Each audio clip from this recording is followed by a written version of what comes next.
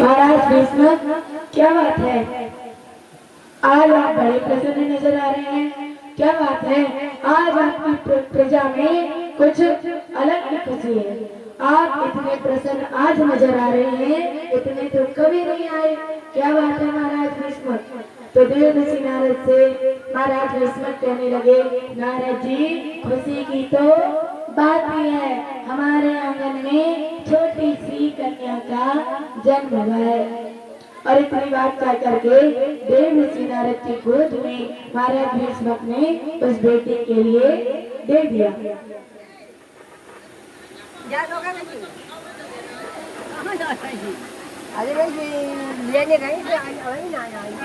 और देव ऋषि नारद से कहने लगे, बाबा नारद कि महाराज भीष्म बोले, बाबा नारद आप एक काम कीजिए, क्या आप हमारी जो बेटी है ना उसका नामकरण संस्कार कर दीजिए, और आप ये भी बता देना कि हमारी जो बिटिया है उसका आगे चल करके विवाह किसके साथ में होगा।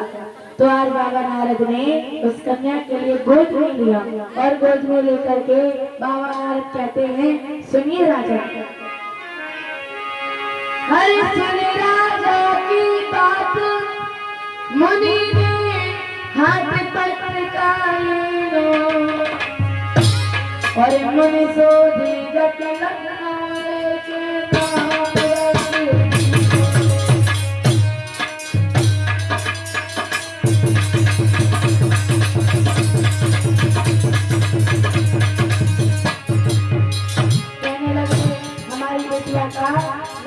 संस्कार कर दीजिए।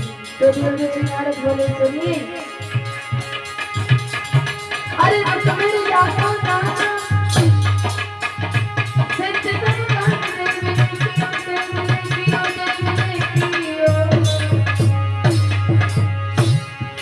और श्री कृष्ण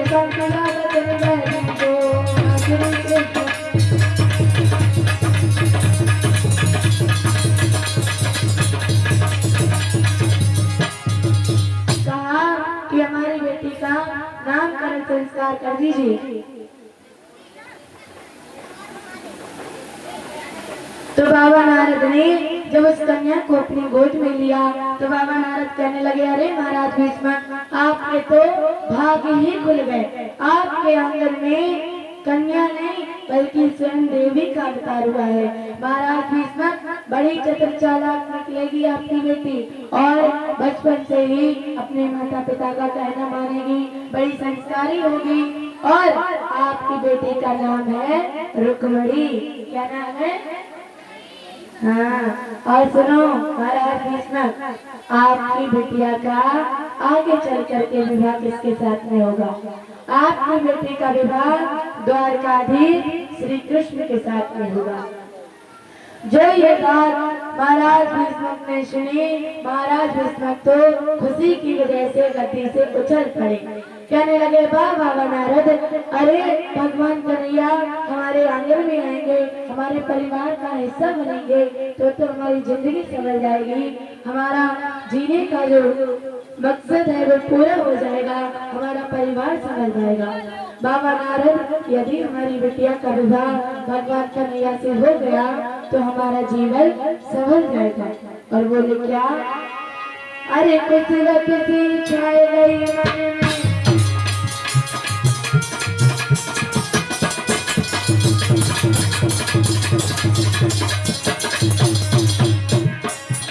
बोले, अरे कुछ गति छाए गई मन में,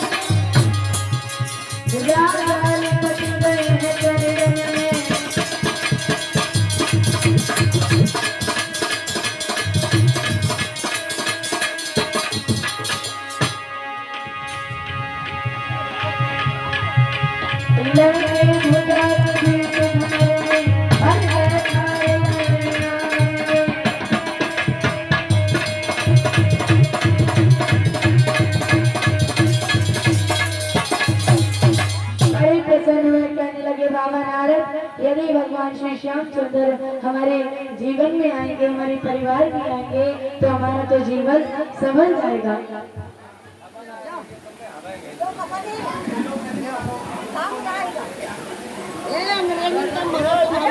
इधर महाराज भीष्म जो थे बड़े प्रसन्न हुए। देव जी नारद वहां से प्रस्थान करते हैं। और अब जरा हमारी भी सुन लो, उधर ना देखो, इधर हम इधर है भैया,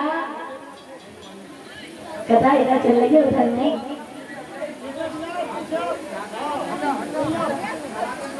देखो अरे अल्लाह ओए, अरे हट जा आगे से। अरे तरुण बोलो।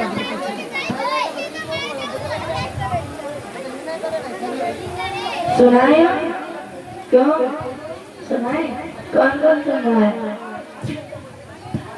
और आप लोग क्या कर रहे हो?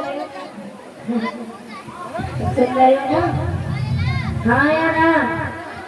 हाँ तो सुनते रहो ऐसे ही।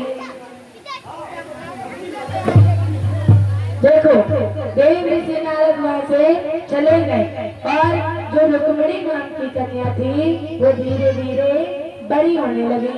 और रुक्मिणी जो थी वो छोटी सी थी और वो अपने आंगन में खेल रही थी, अपने दरवाजे से खेल रही थी कि रुक्मिणी ने वहीं पर एक ऋषि को जाते हुए देखा। और वो ऋषि कुछ गाते हुए कुछ गुनगुनाते हुए जा रहे थे। वो ऋषि क्या कहते हुए जा रहे थे कि ब्रज भूमि में हुआ है अवतार कन्हैया का, और सौभाग्य हो उन्हें हो दीदार कन्हैया का। क्या गाते हुए जा रहे थे वो लोग कि ब्रज भूमि में हुआ है अवतार कन्हैया का, और सौभाग्य हो उन्हें हो दीदार कन्हैया का। कहते हुए जा रहे थे कि ब्रजभूमि में भगवान श्री कृष्ण का जन्म हो चुका है। उनके तो बड़े सौभाग्य हैं जिनके लिए रोज उनके दर्शन होते हैं। इधर जो मैया रुक्मिणी ने सुना कि ब्रजभूमि में भगवान कन्हैया का अवतार हो चुका है, अब तो रुक्मिणी भगवान के नाम की दीवानी बन गई।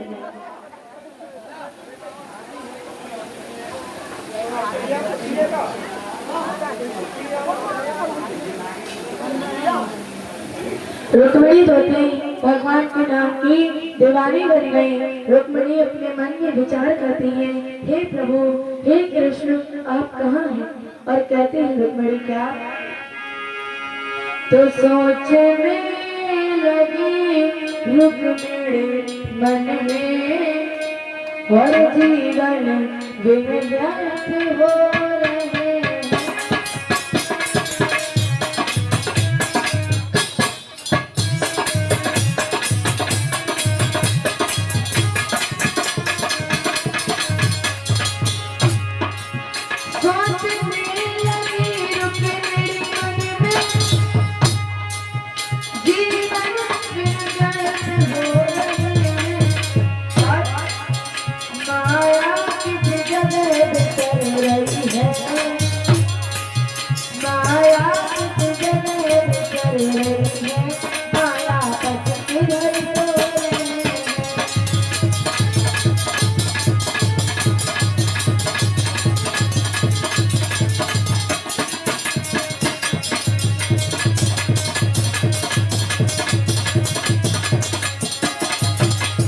रुक्मिणी जो थी बहुत छोटी थी। जब रुक्मिणी ने सुना कि भगवान श्री कृष्ण का अवतार ब्रजभूमि में हो चुका है, तब रुक्मिणी ने अपने मन ही मन में ये विचार किया कि हे प्रभु कहाँ हैं आप?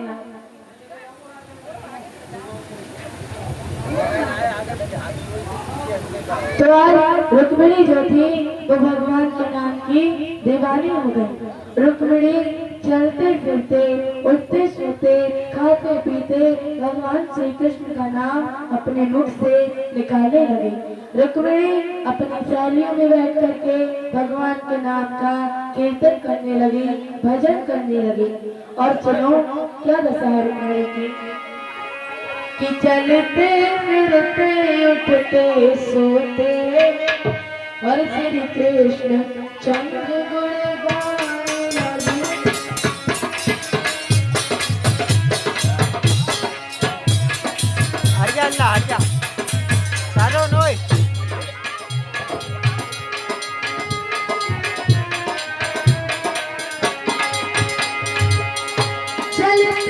गिरते उठते सोते श्री कृष्ण गुणगान गलियन में तो चर्चा छिड़ जाए गलियन में तो चर्चा छिड़ जाए वो हर के गीत सुनाए लगे।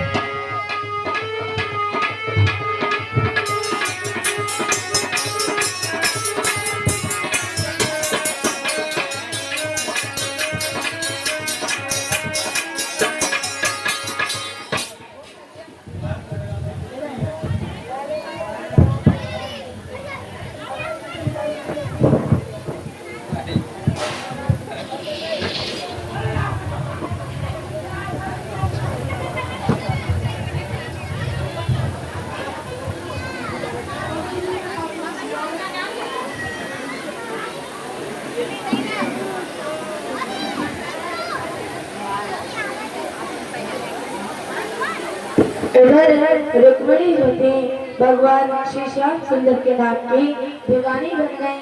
चलते फिरते उठते सोते भगवान श्री कृष्ण का नाम उनके मुख से निकलने लगा।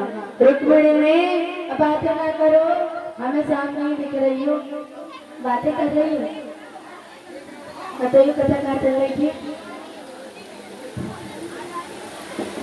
आज रुक्मिणी जो थी मन ही मन में विचार करते हैं कि रुक्मिणी ने मन ही मन में ये संकल्प किया कि यदि हम विवाह करेंगे तो भगवान श्री श्याम सुंदर के साथ में ही करेंगे, और यदि उनके साथ में हमारा विवाह नहीं हुआ तो जीवन भर में उनके भजन में बिताऊंगी, कीर्तन में बिताऊंगी, लेकिन किसी अन्य के साथ में मैं विवाह नहीं करूंगी।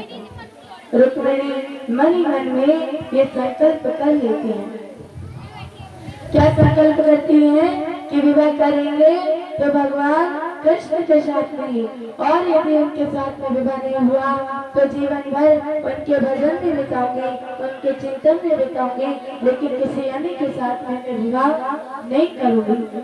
आज रुक्मिणी जो थी धीरे धीरे बड़ी होने लगी, और रुक्मिणी जब बड़ी हुई, जब रुक्मिणी विवाह की योग हो गई तब उनकी माँ ने देखा। उनकी माँ अपने मन में विचार करती है कि हमारी बेटी तो अब विवाह के योग हो चुकी है, और रुक्मिणी की माँ ने तब दासी को बुलवाया और दासी से कहा, दासी जाओ, चली जाओ और महाराज को दरबार से महलों में बुला कर लाओ। आज तो इतनी बातें हो रही हैं कि जो लोग सामने बैठ के कथा सुनते थे वो भी बातें कर रहे हैं, बार बार भूल जाते हैं कहाँ बैठे हैं।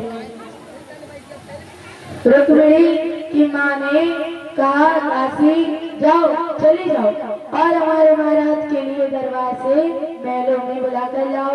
उनसे जाकर कहना कि महारानी जी आपका महलों में इंतजार कर रही है।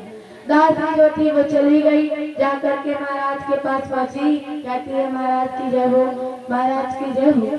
महाराज बोले, कहिए क्या बात है। तो बोली दासी, महाराज आपके लिए महारानी ने महलों में बुलाया है।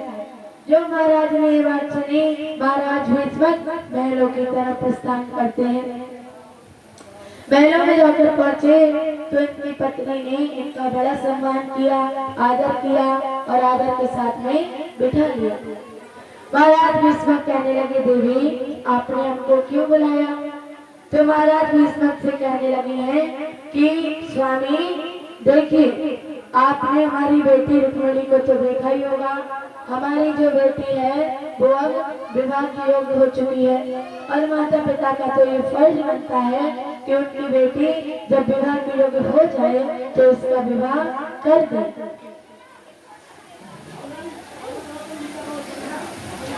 और कहा कि माता पिता का ये फर्ज बनता है कि उनकी बेटी जब विवाह की योग्य हो जाए तो उसके हाथ पीले कर देने चाहिए। महाराज इसके बारे में आपका क्या विचार है? जो महाराज भीष्मक ने सुना कहने लगे, वाह रानी, आपने तो बड़ी अच्छी बात कही। हम आज ही अपने दरबार में जाकर के अपनी बेटी के विवाह के बारे में वार्तालाप करेंगे।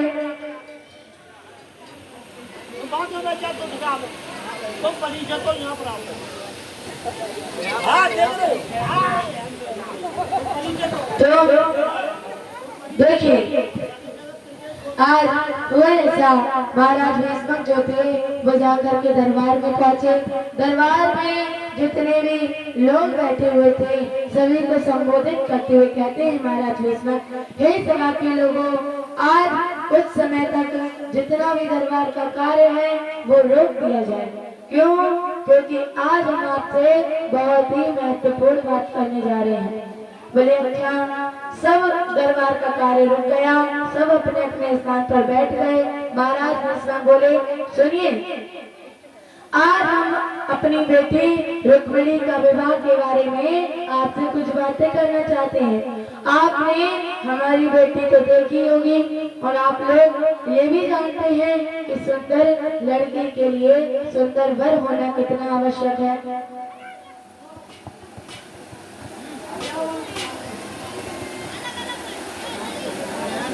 तो आज हुआ ऐसा, कहते हैं कि हमारी बेटी आपने देखी है कितनी सुंदर है, तो उसके लायक यदि कोई अच्छा वर आपकी नजर में हो तो हमें बताइए।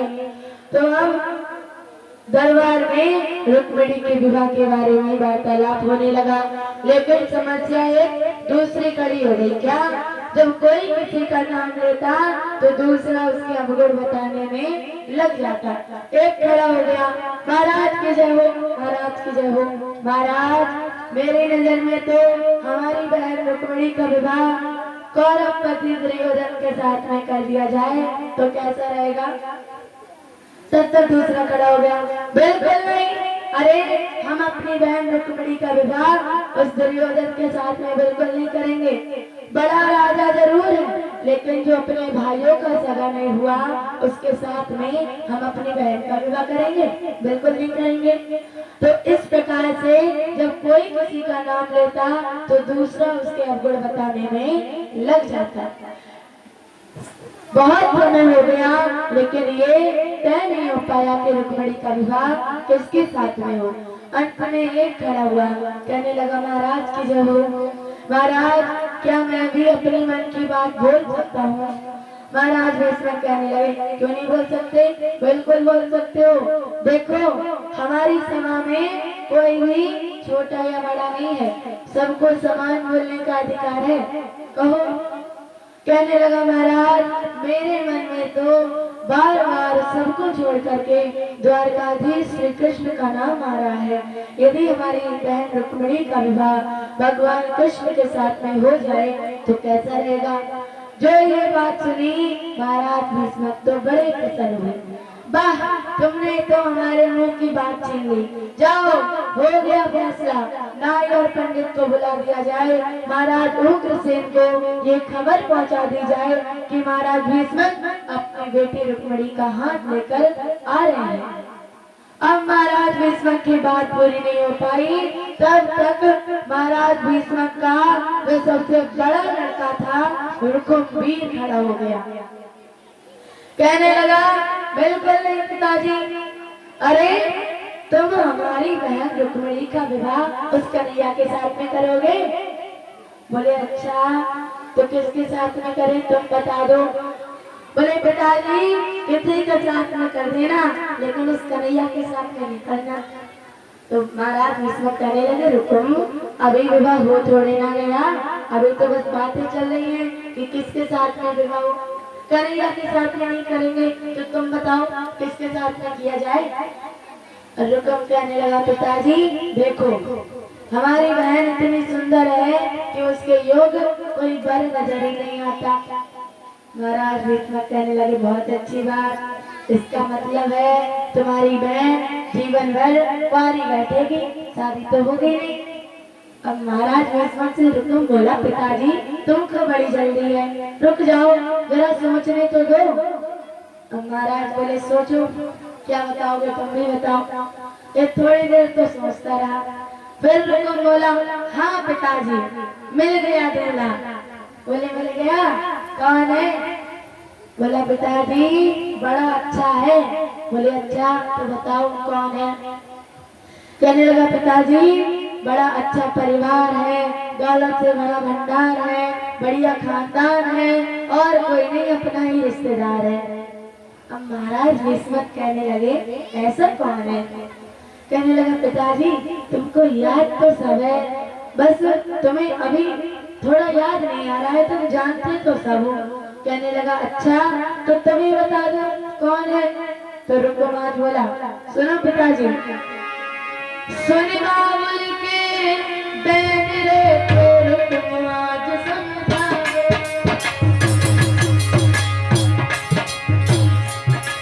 अरे सुन बाबुल के बैन रे तो रुकमाज समझावे।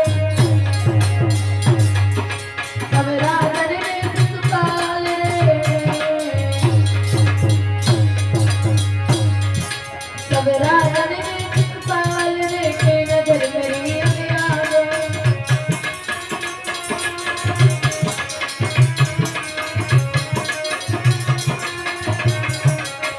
बोले महाराज करेंगे बापे संसारी, अब राजन में होशियार की ऊंची है बातें करती। बहना दुल्हन बन के जाए,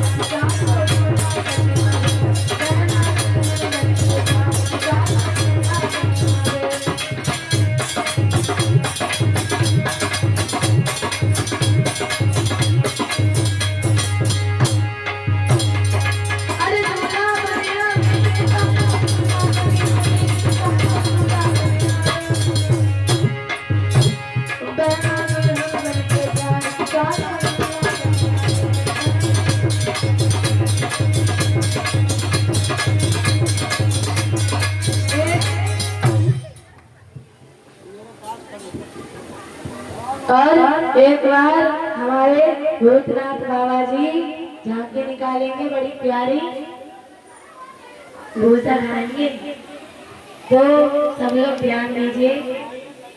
अच्छा अच्छा, भूसा खाएंगे, कंडा खाएंगे और नीम भी खाएंगे, त्रिवेणी का जलाएगा, जादू दिखाएंगे मैजिक। तो देखो अब इनका जादू।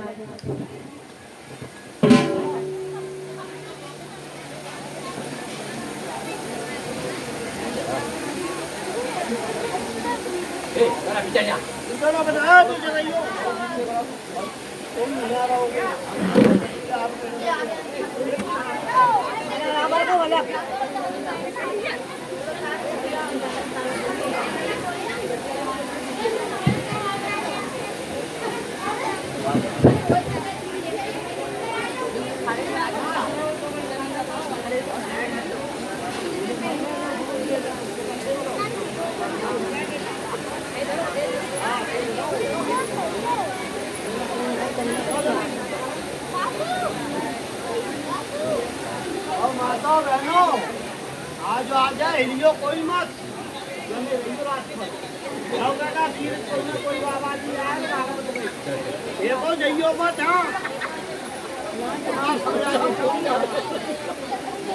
प्रोग्राम दिखाऊंगा की मंजिल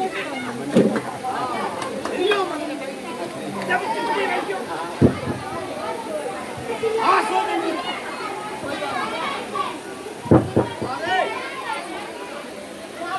अरे बहुत तेज है यार,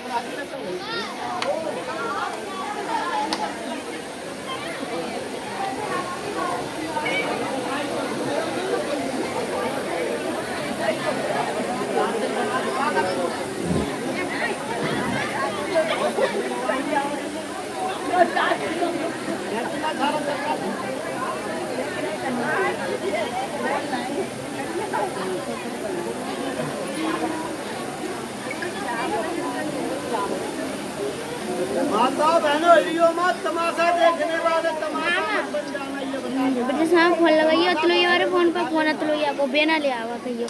हाँ बहुत बढ़िया हमारा हाँ भाई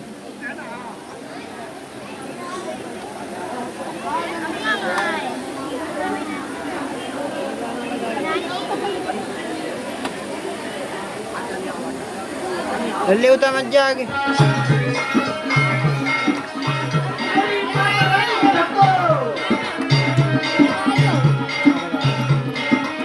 राठौर कैसेट कंपनी एवं रामफल राठौर ये दोनों प्रस्तुत करते हैं देवी जागरण।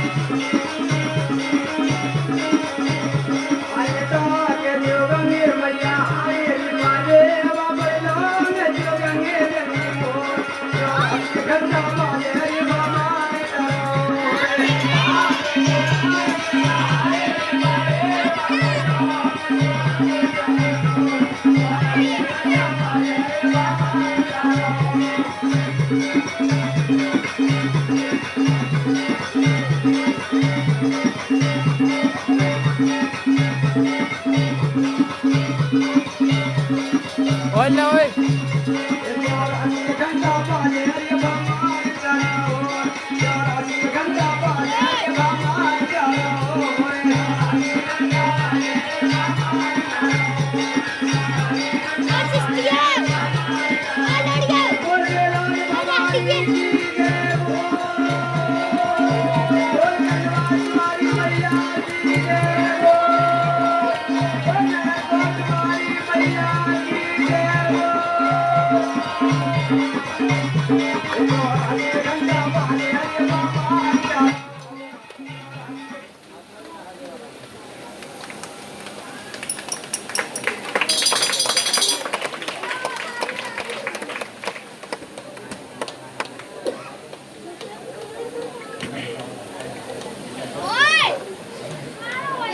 राधे